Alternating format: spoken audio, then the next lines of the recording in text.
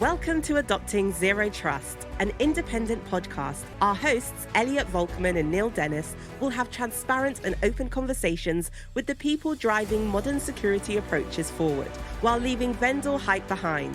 It's time to remove implicit trust and buzzwords and get to the root of the movement.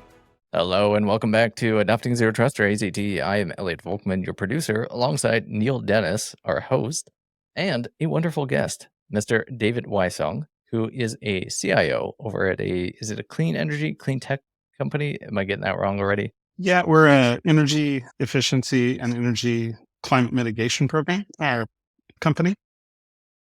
Excellent. All right. A lot of regulations and concerns, and Our clients have high standards.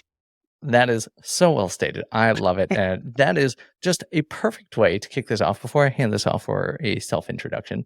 Today, we are going to be talking about something that I think is plaguing probably people like you on a daily basis, maybe not an hourly basis, of what I lovingly call quit bugging the C-suite. So in a lot of cases, it's quit harassing the CISO. You are a CIO, very similar in nature, a little bit broader scope, but security vendors, which Neil and myself have worked with, has been through this conversation so many times. We want to sell into these companies. Let's terrorize them. But we want to flip the conversation. We want to actually see what happens behind the scenes. Instead of just telling them, quit bugging them, let's have a conversation. And that's where this episode comes from. So that is all to say, David, I'm so glad you're here. This has been a much needed piece of the puzzle. And to get your perspective, we'll kick into it in a minute. But David, maybe you can give us a little bit of background on yourself, because obviously you didn't wake up and become a CIO. You've got a pretty diverse tech background, and I'd love to dig into that a little bit. Sure. Thank you. I have been CIO at Energy Solutions for now 5 years. And in my previous positions, I've always been in a position of building technical teams, both as a VP of IS and a VP of software development. And so it's been very technically focused. I'm typically one, if not maybe two, technology executives in more what you would refer to as traditional companies. And that's certainly the case at Energy Solutions. And we were born out of serving a market of utilities to help them implement energy efficiency and clean energy programs. And being the voice of the technology side, you have partners in that. Often in traditional organizations, that'll be finance department manages a lot of risk for an organization. And so that's typically who I'll interface with at the C-suite level when discussing risk. And coincidentally, building the teams and building software, you end up having to reach out and look for frameworks that will help you further your risk mitigation strategy. And that's something that we do a lot of at Energy Solutions because, again, our clients demand it. We are just under 500 employees, but many of our clients are sometimes tens of thousands of employees. And so their need for vendors like Energy Solutions is to adopt and be at their level of enterprise security and risk mitigation. And so I think my career has been really one of marrying the technology side to the business needs. Sometimes that has been a work product, which is, enterprise facing software. Other times it's been helping steer the product direction of an organization and the technology aspects of that toward fruition. Yeah, I love your background because it's so perfect for the conversation we're trying to have, which is essentially our audience is primarily security practitioners or adjacent to it. They can't just say, hey, there's this $100,000 platform that we need. It'll solve all of our problems, silver bullet, problem solved. Obviously, there's larger conversations. It's how much pain is there? How much is there ROI? Is it cost effective? Are we a cost center? So there are just so many different factors. And obviously, with your background and building teams, but having been part of those teams in and out, how those things function, especially because you also have a background leading product. So I'm sure you've had plenty of conversations with your counterparts in marketing and sales and been like, Does it make sense to go after those people? Is this built for that person, or is it built for people under them? And how does that entire Right. ecosystem function? Yeah. And positioning is big. I think probably one of the most notable things at Energy Solutions is that we're interfacing with primarily utilities, but often state agencies and also the federal government. And so we get a very interesting perspective on where their risk tolerance is and their expectation of vendors. And it's really tough because we haven't always been just under 500 employees. So when you're starting in an organization that say has 100 employees, you can imagine we've got a lot of competing initiatives, both within the technology, the IT domain, but also just as a company. And so you have limited budgets, you have limited bandwidth of what individual roles can do in a given week. And I think one of the things that I'm reminded is that a best practice is to have a more secure environment. Everyone can nod their head, but how do you level that up on a priority ladder? And one of the things that I've noticed, particularly at Energy Solutions and dealing with our client requirements and preferences, is it's actually good business to be more secure. Our clients actually don't want more really super secure vendors. They want a smaller selection of really super secure vendors. It's not that they need more, they need to have certainty around the vendors that they work with that'll be at a particular level that they can trust, especially when you're dealing with issues of their data and their PII, which we often get into for the work that we do on their behalf. And connecting the dots between, oh, we have lots of priorities and you can have an emphasis with maybe a particular service. If you zoom out enough and you realize that you become this trusted vendor and that's all they're trying to make sure of, and that you bring less effort on their part to vet you, then you are guaranteed repeat business because they want the predictability, they want certainty, and you're serving those things in various capacities. And for us at Energy Solutions, we do that through some existing frameworks. And the first framework that we needed to adopt, which predates me joining the company, was the SOC 2 security controls and an annual SOC 2 audit. And that was what I would say the minimum price of admission, was to say, okay, we handle data. How are we doing that as a services organization? How can we prove that and validate that through third party audits? And inside of that, then you have really a whole buffet of different initiatives around access control, least privilege access. There are a lot of things that are baked in there. It's a lot. We maintain it's over 200 security controls. And so you do your best when you begin a program like that, but it's a far longer journey, which is part of what I try to stress both to the executive team and to our internal team, that you have to pick initiatives that you can get done in a block of time. And I think the place where I'm at now, 5 years later, is optimizing our process and then trying to read the tea leaves of what our clients want from us. And it turns out that a lot of language in our contracts nowadays is just lifted from NIST.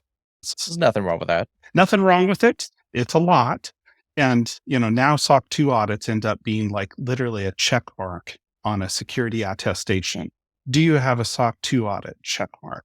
Provide evidence. And then there's 500 other cybersecurity questions that we have to answer as part of our contractual commitment. And it ranges all over. They'll re-ask things that, of course, are sitting inside of your SOC 2, but really sometimes very pointed, depending on their internal language, or they're just lifting clauses. It's almost like a mini audit unto itself that's laid onto our contracts that's from NIST or even elements of ISO 27001 that play into it. And you're like, okay, I'm starting to see how they're organized. and they want to map that to us as a vendor. And so hold on, Neil. No, go Neil. ahead. I see you ready to go. Yeah. I'm going to hold one question, then I'm going to hand it over to you, only because this is a little bit, it overlaps way too well with my day job. Because I definitely understand where your head's at, because I work in the risk and compliance space. But to make sure that we shape this conversation really well, what I'm hearing is that you're using these frameworks to identify the priorities and keep everything running in the right track record. And because of that, there are so many different things. You're identifying risks, and that you now have to mitigate it to an extent that you do. And sometimes with mitigation, you have to bring in new tools and technology and processes. 100%. Part of it. Which That's it, Neil. Now it's you. Okay. I'll take No, you're Neil's. good. No, you're good, David. Elliot, Elliot will be happy with this one. I'm not going to take us too far off topic yet. Yeah, I even have notes, so you can't really see them. Pause the screen, read them, whatever you want to do. But what I have at the top of this, and you started off right down a really good piece, in my opinion. You talked about the tech to biz needs, right, and requirements. You've mentioned requirements a couple of times already. You mentioned the actual needs and mapping these out. And then you also talked about another really great keyword, ROI. And as an Intel analyst, just to caveat this, as an Intel analyst, in my world, we don't work without requirements for what we need to be doing. And there are collection requirements, there's threat and all this other stuff that goes into it. Long and short, it's still requirements. Requirements are requirements. So I'm intrigued by y'all as the middlemen in these conversations. You've hit this once again a little bit on the SOC 2 type stuff and the security compliance check marks. But what are y'all doing, or how are y'all approaching the conversations with your potential vendors, partners, and then the clients on the other side to make sure that before you even get into the room, right, that they do have the requirements mapped out reasonably well, other than just check a box for SOC 2 type 2? Because I'm sure there's a whole slew of other things that they should hopefully be considering. But how do you go into that conversation to make sure that they're aware that requirements, other than just, I want to buy a tool, are there on the table? Neil, are you asking how I might approach our vendors, or how I might have that conversation with our clients? More with the clients, right? So the clients I'm hoping the clients are coming to you with more than just the little checklist of, I need a vendor that's SOC 2, which is a good requirement. That's a great requirement.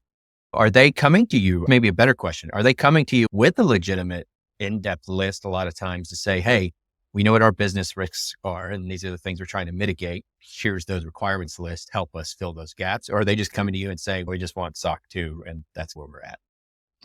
They are prescribing there's very little discussion about how we meet or why they even have the requirements they have. They're literally a condition of our master services agreements with the large utilities, specifically with state agencies or federal government. It's all prescriptive. There's no dialogue about how we do it. So it turns out it's, are you doing it? Yes or no? That's actually an interesting point that I'll bring up. When I first joined, it was, are you doing it? Yes or no? And then you submitted that back as a response with an attestation or a cybersecurity questionnaire. And then it went to, are you doing it? Yes or no? If you're not doing it, when will you be doing it? And then it moved to, are you doing it? Yes or no? When are you doing it? Give me the evidence. So it was very prescriptive and very direct about fulfilling the gap for whatever the security thing is that they're going after. Why I reference NIST is they've gone around, you've got the three things, right? You've got users, you've got devices, and then you have systems. In our case, we call systems that are applications or are platforms that we develop to manage the information that we need to run programs for our clients. And inside of that, there's a whole suite of things that we could be doing or doing on a continuum, like doing a decent job with, say, desktop or local encryption management. That's definitely a category. To sometimes it's really important because you might be interfacing with the client's APIs. They want to know a lot more about your infrastructure and your access control, and how they're basically exposing themselves with maybe an API endpoint, like who on your team has access to the systems that we're going to whitelist that IP address to even talk to this API. So it ranges depending on the client and the purpose of our engagement. But we're not in a great position to have dialogue around it. It's mostly from them to us. I'm reading the tea leaves about where the emphasis is for these larger organizations, these very large publicly traded utilities make up a lot of our portfolio, and what they're trending towards. The things that are top of mind, you see them in the security attestation documents, which are an amendment to this MSA, right? We're going to do business, we're going to do these services, and it's, oh yeah, here's the cyber requirements. I can tell you in the last 3 years, the trend on cyber liability insurance has just gone through the roof. The minimums that we need to provide and the cost for that coverage has quadrupled. And do we have control over that? No. Can we exempt it from our contracts? No. It's the price of us doing business. So we're constantly seeing this trend of things that come through in our client agreements. And then internally, each year we kind of theme or prioritize what it is that we're going to spend a focus on. If we're barely doing something, which kind of nets itself out in a SOC 2 audit, where it's like, hey, you passed, here's your unqualified audit. However, here are the list of recommendations that we strongly encourage you to move forward. That becomes part of the theme for next year's planning. And that does open up an opportunity because there's an entire, thankfully, growing market of cybersecurity tools that kind of play into different aspects of either access control, encryption, zero trust methodologies that may apply to us or may not because of the type of work that we do. There's a serving community of vendors that have solutions. I have to be able to compartmentalize what those solutions are. And I'm not paying attention to these things because we're doing a good job of it. But the recommendations maybe from our last audit or what we're seeing in year-over-year differences in our penetration and vulnerability testing make us say, now it's time for us to have this type of monitoring software, or maybe it's an architectural change that we're promoting through our AWS stack. Nice. That helps. No. Oh, you're good. I love it. I think it's good. Thank you. One other quick question is we're talking about the client stuff. And I think it's pretty straightforward. You're fortunate, I think, that it seems like a large portion of your clients have a pretty solid list of requirements leveraged to you. Now, in that vein, is there any point of education other than just, hey, you should get, let me backstep this slightly. You talk about the escalation of it used to be yes, no, then it's yes, no, when, now it's yes, no, when, and should work, right? And so those are things you go back to the vendor. As you go through these trends and you see these shifts, are you taking these requirements or these asks or these solution or these potential problems, if you will, and working with the vendors in your bucket to aptly get in front of some of these trends analysis and kind of coach them the right direction more aptly? Yes, we do. There is a feedback loop. I would say some vendors want this information. Other vendors, we're just a customer, and we're becoming a bigger customer for sure. But I would say not all vendors are equal. And I think that's actually had a lot to do with my selection of different platforms that we needed to cover the basics. So we think a lot, at least at Energy Solutions, we think a lot about how do we manage our fleet. And so we're a mixed environment. It's not quite 80-20, but Windows versus Mac. And just because of the size of our organization, I trend towards solutions that service both platforms and don't leave one platform out. And now this is an exception that I have to do extra work to figure out. So I look for solutions that will give me coverage, which simplifies our administration. The feedback comes when we're getting where we think we've addressed something that maybe it could be a set of SOC 2 controls that we're like, oh, this is what we need.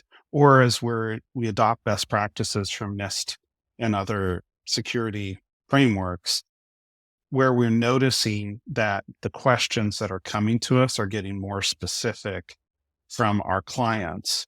And then I'm asking questions to the vendors. Hey, what's on your roadmap to address this? Because this is super laborsome for us to generate.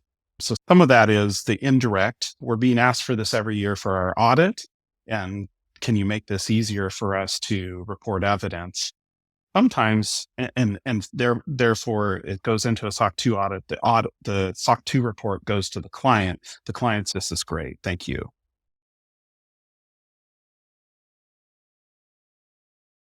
It's even more interesting as we move into some direct engagements with market actors, meaning not just utilities, not just state agencies or federal agencies, but market actors in the space that we serve would be like manufacturers or distributors and big ones that are national. And they now have very specific questions because we're doing engagements that deal with very sensitive data from them. And they are now coming to us with a list and saying, how are you approaching this? And it's interesting because they're for-profit businesses selling things, and they're engaging with us in a unique arrangement to help their market intelligence and help them, participate in the programs that we orchestrate for utilities and for state agencies. So it's a different kind of relationship, and I'm seeing more specifics asked about how we manage something. I think it was inevitable, but it's at a level that they need comfort because in those engagements, sometimes we're doing something directly with them and sharing and exchanging information that they've never done that with any organization externally. And so they understandably have a high desire to make sure that our organization is managing things at a level that they feel comfortable with.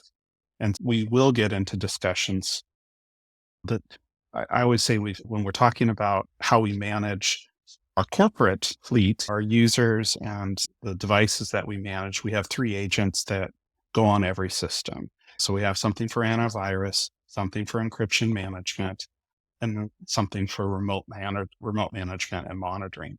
Without fail, that occurs on all the systems. If you swing over to the things where we develop software, it's their internet applications, and that the data that sits behind that platform is sensitive between us and another organization, be it a utility, a state agency, or in some case, a market partner who would be just a giant enterprise, a big HVAC vendor or a big lighting vendor or a distributor of set equipment. They are asking us very specific questions about how we manage and monitor where those applications are hosted. In our case, they're all hosted at AWS. And we do get into some discussion about how do we prove that we have a secure environment. And these are, of course, in-scope systems that we do in our SOC 2 audit. But how do we prove in that hosted environment that we're good stewards of their very sensitive information? And that gets into the details. Most of the time, you don't have to pull the curtain back to show things, but we're starting to have those conversations, which is more in depth than, say, our utility clients are very interested to make sure that we have a third party vetting our infrastructure, but they generally will not dictate much beyond that. And getting an audit is good for them. And then asking us a bunch of questions that kind of are like a mini audit, but they're not prescriptive in what we use. But we're starting to see a little bit of, this is how we manage something, and we would like you to be using the same thing. And I think that's going to be a trend, at least for our organization, where we have to be responsive. Nice. I appreciate that. So the one thing in the back of my brain that I hope people are listening and get out of this at Corpy so far, there's been this trend, and it ebbs and flows, of people moving away from service providers and resellers and purveyors of what I consider the more consultative people in the room, but it always goes back left, right. Now we've got large enterprises potentially bringing SOCs in-house and moving away from services. We've got small shops that always have to take advantage of services. So I say all that because I hope people understand that people like you, like your company as a whole, intermediaries either to help provide a solution or shorten the time to get a solution in play, are really critical when really at any stage, whether you're a big enterprise or whether you're a little company.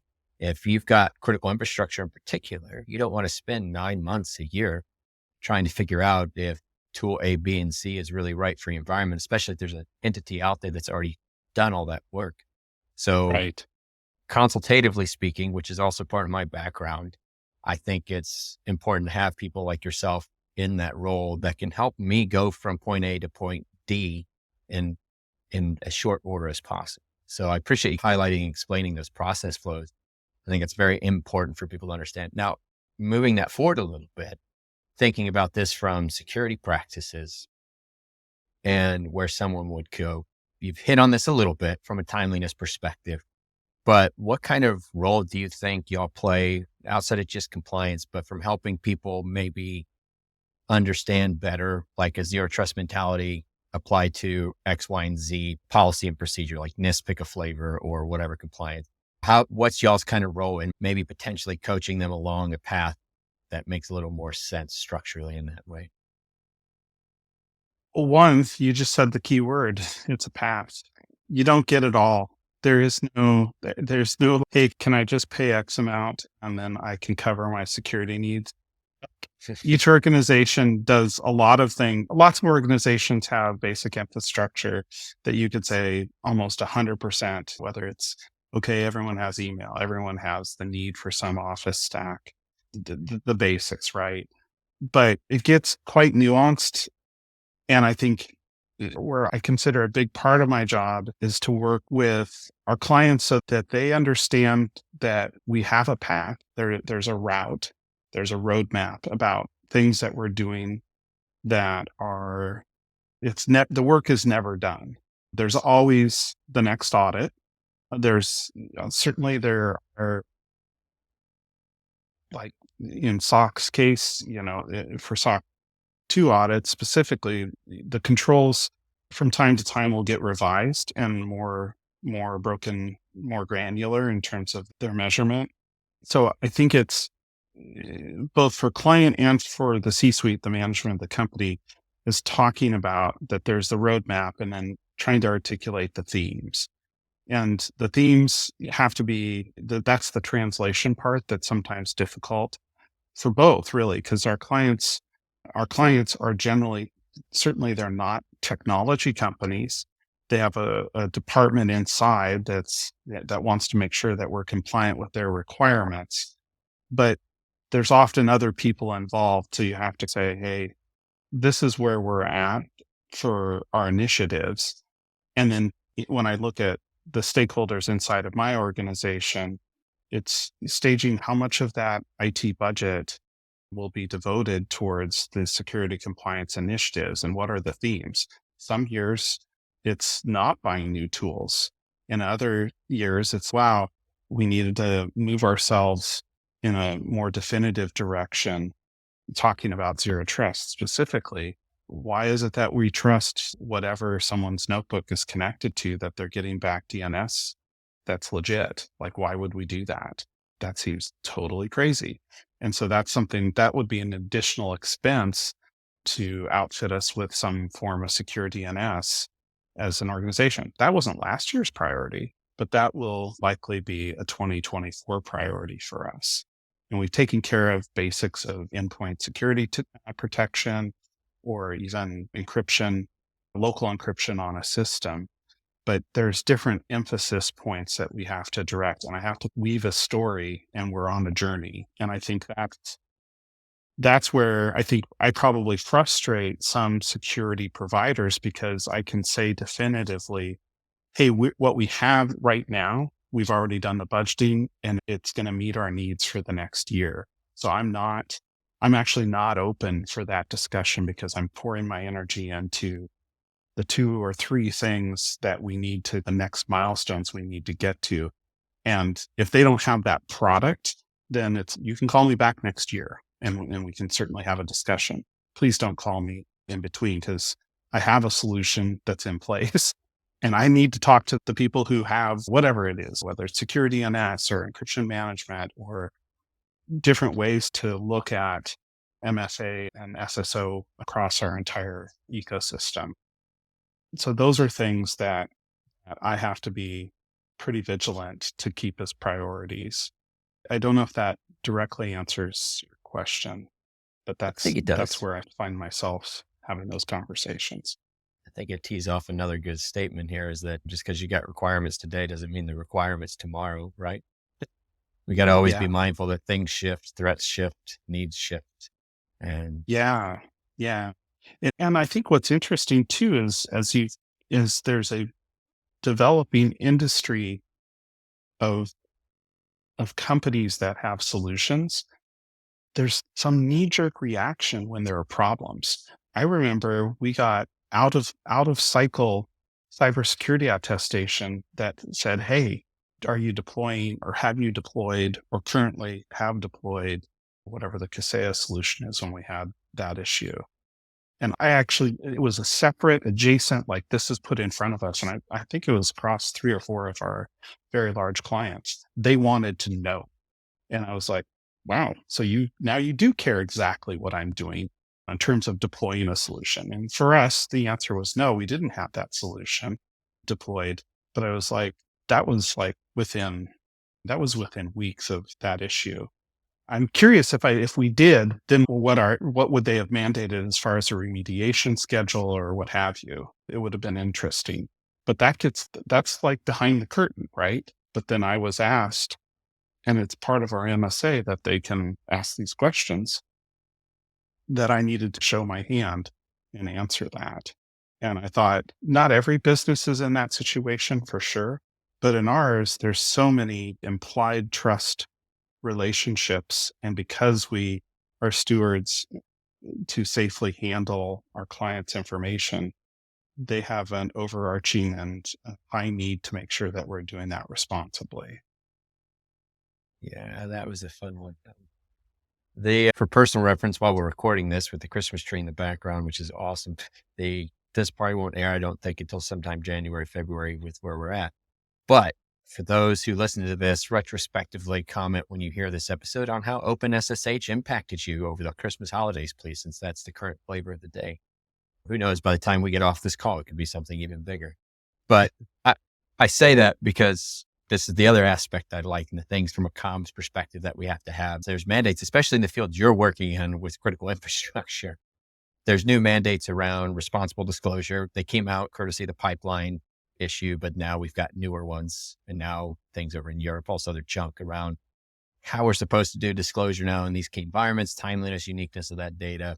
And then I say all that because the pipeline piece pushed us into this whole SBOM world, right? And I'm imagining, as a company like y'all in particular, having a whole slew of vendors you're working with in critical infrastructure. I'm assuming the SBOM discussions and those conversations left, right of the vertical are probably both complicated as well as annoying at times.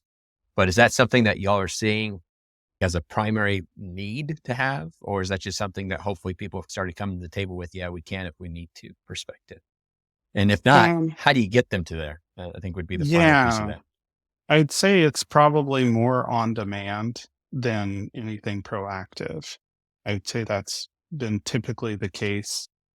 I think maybe one of the other things that we've experienced, and this is connected to what you're talking about, is as an organization, so I guess I'll step back. First, there's a roadmap of what we're doing, helping people understand that it's continuous, that we don't do everything all at once. We cover the basics of what we need to, and then we have focus along the way. And that's limited in time or money to be able to address major security things. But what you're talking about is actually quite nuanced in that where's the discussion around risk? And risk for an organization comes in a bunch of different flavors. Certainly, a big portion of that is centered around cyber risk throughout an organization. the systems and, again, users, devices, applications, right? That's where it all sits. But the cadence for the discussions, like what you're talking about specifically for us, is on demand. We internally, because we need to observe our SOC 2 controls, we have internal risk discussions annually. That's not nearly enough for a dynamic environment where stuff changes and there are vulnerabilities that are uncovered like within multiple per day. Some of them are blips, and some of them are like, this is going to manifest into something very large very quickly. And you've got to like really work through what your remediation strategy is, depending on what it is. And you can do that stuff on demand, which catches everybody off guard, or you can proactively summarize that and then figure out your audience level about where you do that. I'd say right now, as an organization, we do not proactively elevate those discussions to our clients. We're on demand if they want something from us, but we don't report out.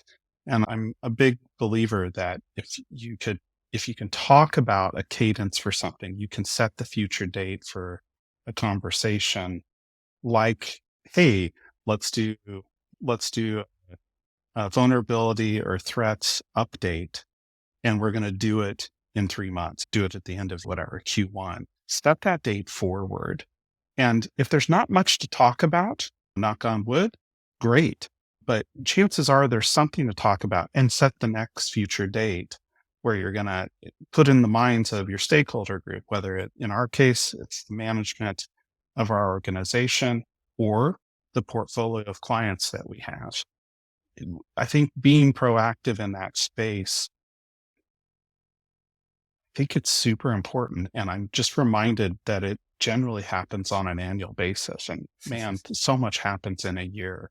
I mean, if we look back this year and say, okay, how did cyber security things play out in 2023?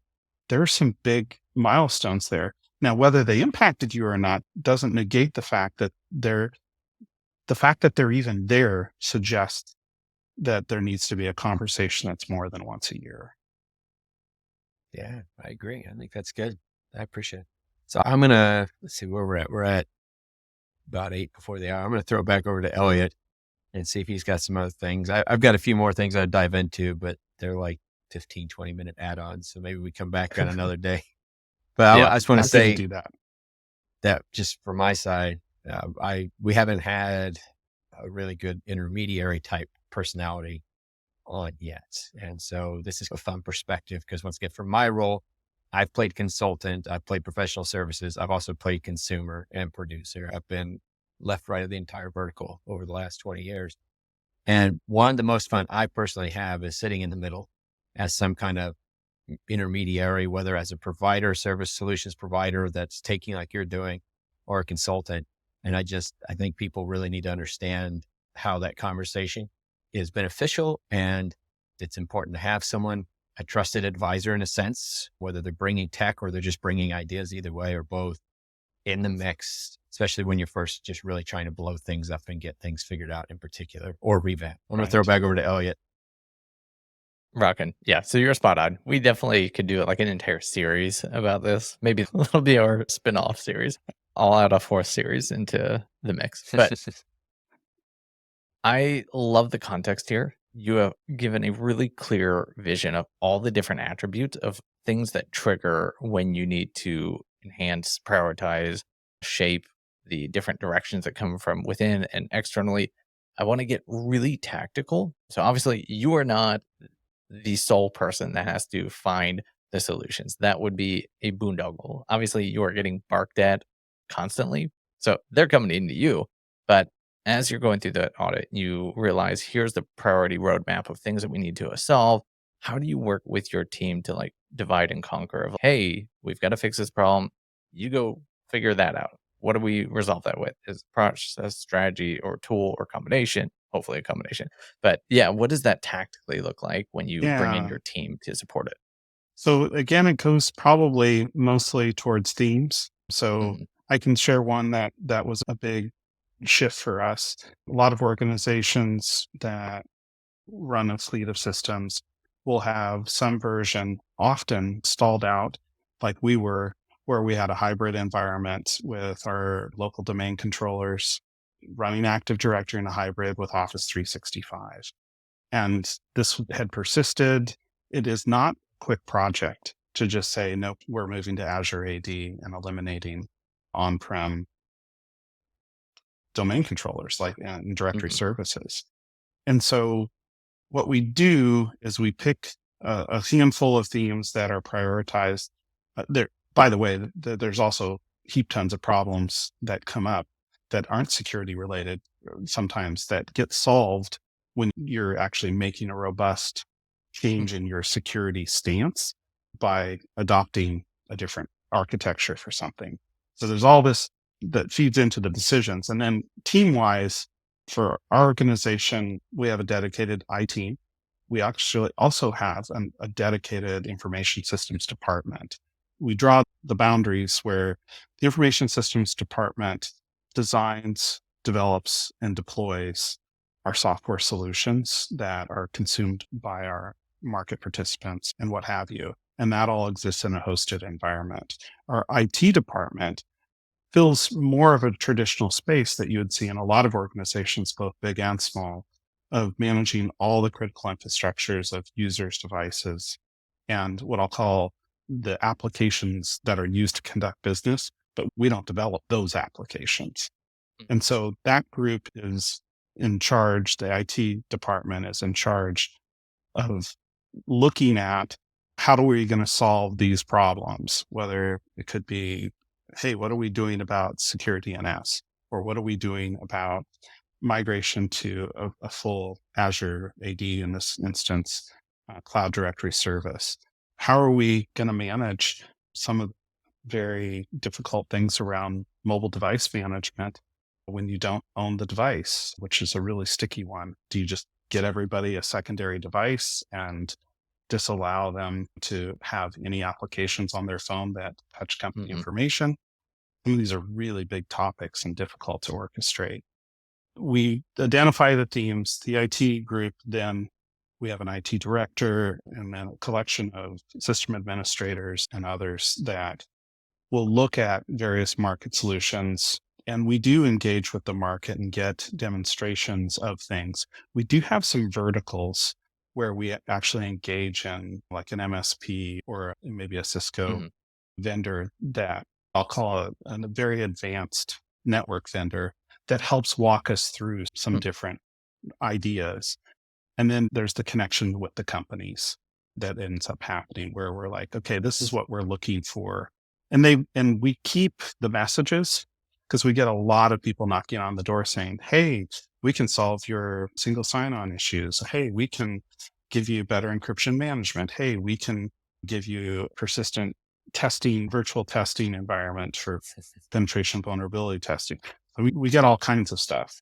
So we have, I would say, a growing catalog of would-be vendors that are ready to help us. And so we will then go and talk with those vendors to get examples of demonstrations and understanding pricing, because that's a big deal. Some solutions are just like they would be priced out from being able to afford it. And some are actually nominal, where we're like, well, that's a no-brainer, and we can actually cover that in this year's budget. So let's move. But in most cases, how I like to orchestrate is I always want a proof of concept before any deployment. So I need that from our vendors. Like, you give me a space where I can do this because we have to prove it. And then the second big thing is making sure that they have some client or customer referrals that I can talk to. If I don't have that, then I have very low confidence that it's something that these are decisions that last years, and I can't bet on things that I can't talk to another person that has, from my perspective of the customer, can't talk about.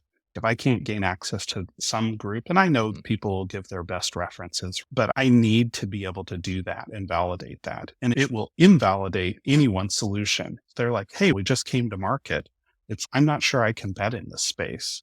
And I need more certainty before we'll make that commitment. And you painted a wonderful picture, not just for our standard like practitioner audience, but like I know we have some vendors that listen because they reach out to me often to try to get on. But you tackled both sides of the coin here. So I really appreciate that. Your perspective is so important to this conversation.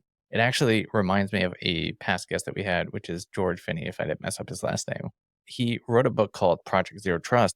And essentially, it's very similar, although you added additional layers into the mix where basically there was like a data breach and he created like this stretched reality narrative where something happened and it resulted in we need to deploy a zero trust strategy, and it walked through these different elements that you just talked about. But I think the one piece missing was there was not like a valued partner outside that can walk you through that. Everything was done in-house. Anyways, what I got out of this is there's definitely a internal committee. There's hierarching prioritization system that dictates where everything goes. So it's all really interconnected. And at the end of the day, we want to quit just annoying the C-suite. I'm glad we at least hammered that point out. Again, thank you so much for joining us. We're definitely towards the end of our hour, but this was so critical. We definitely need to continue the conversation. We can definitely expand upon it. I know Neil would probably double down on that too. Always. David, I appreciate your time, sir. Thank you again. We'll have you back. We've got plenty of time. I'd be happy to visit more, and I appreciate the opportunity to share our perspective. Thanks. Love it. Thank you so much. All right. Join us in 2 weeks for the next episode, everyone.